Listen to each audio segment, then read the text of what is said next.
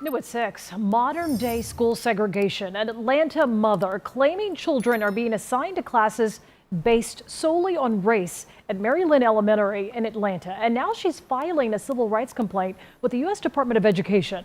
CBS 46's Jamie Kennedy talked to both sides. There was a pit in my stomach. You can't do it. It's against the law. That law is the Civil Rights Act of 1964, saying you cannot treat a group of people. I did not expect an Australian. Sounds like an Australian accent. I could be wrong. But I did not expect an Australian to be doing local news in, I believe this is Georgia, right? Is that, yeah, Atlanta. So it's just, sorry, that just caught me off guard. Differently based on their race, which is what Kyla Posey says happened when she tried to enroll her daughter into a second grade class at an Atlanta public school. When the principal reached out to me, I had already given her the selection for our children, and she tried to sway me into one of the other two classes, the black classes that was her phrase for the classrooms. Posey says at the start of the last school year, there were 6 second grade classes at Mary Lynn Elementary. She claims all black students were separated from white students and put into 2 of the 6. When she first told me, I was just kind of taken back. I didn't understand. I asked her for more clarification.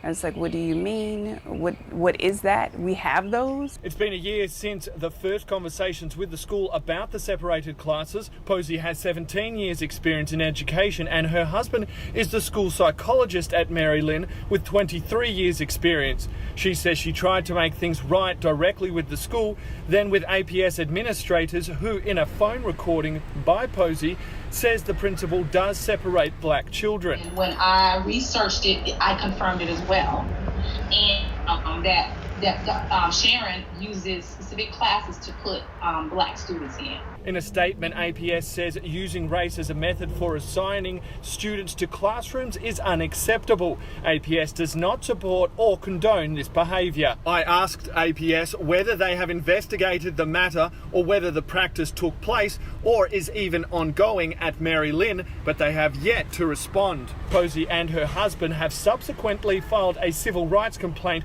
with the US Department of Education and say real change needs to happen at the school. We want to make sure that this practice is not going on. That's first and foremost. The second thing that we want to make sure, that administrative team, they need to scrap it and start over. Posey also claims that there has been retaliation against her and her husband from the school. She also feels like the APS and the US Department of Education are dragging their feet in doing anything on the matter.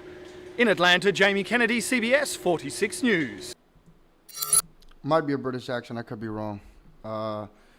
Let's get to the topic at hand. This is actually insane. We are at a point in 2025 where black people are actually self-segregating. You had figures like Martin Luther King who fought for the rights of, fought for the equal rights of black individuals and just other minorities in general within the United States. And in 2025, you have black people who hate white people so much they want to segregate themselves from white people. And again, look, I'm not opposed to self-segregation if that's what you want to do in your life. I do believe in freedom of association 100%. If it's your if that's your vibe, your thing, to give your money to certain businesses only, let's say black owned businesses, you only shop at black places, you are entitled to that and you have the right to do that. Where I have the problem is when you start involving other people's kids and other people's children, that you are breaking the law by segregating children because you hate a specific group of people, which is what the people who fought long and hard for the Civil Rights Act were actually fighting for, for the integration of children. And this isn't a new phenomenon either, by the way. This isn't something entirely new. Schools have been doing that for a while. There was a school that called backlash a few years back because they were having different graduations based on race. Like they had a people of color only graduation or something like that. And you increasingly hear it in college campuses where students want to self-segregate. They have like black only dorms, or they want to have black only spaces, or whatever the case may be. Which is, again, all illegal. And it's wrong. Why are we in 2025 trying to segregate each other based on the color of our skin? And you're doing that to kids, so you're from very little indoctrinating them and telling them that they're different than their white counterparts or the Asian counterparts or whatever the case may be. So how are we supposed to fix race relations in the United States when you have people like this? What is the hatred within the black community for white people when today's white person who's alive today has done nothing to the black community? The destruction of the black community comes from the black community itself. And the black community wants to take no accountability for it. Instead, blame racism and all outside factors instead of looking in and saying, you know what, we have a problem within the community that we need to fix.